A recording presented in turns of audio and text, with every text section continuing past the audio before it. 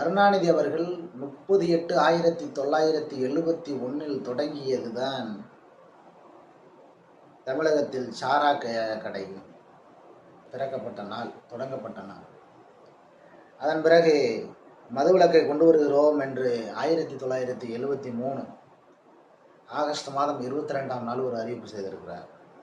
அதன் பிறகு 1996 ஏப்ரல் மாதம் 19ஆம் நாள் கழக ஆட்சி வந்துவிட்டால் மதுவிலக்கு மிக தீவிரமாக அமல்படுத்தப்படும் என்று தலைப்புச் செய்தியாக முரசொலியில் வந்தது.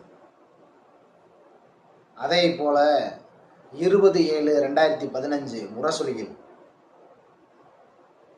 திமுக கழகம் மீண்டும் ஆட்சிக்கு வந்தால் மதுவிலக்கை அமல்படுத்துவோம், தலைவர் கலைஞர் திட்டவட்ட அறிவிப்பு என்றெல்லாம் சொல்லி ஏமாற்றியவர்கள் இன்னும்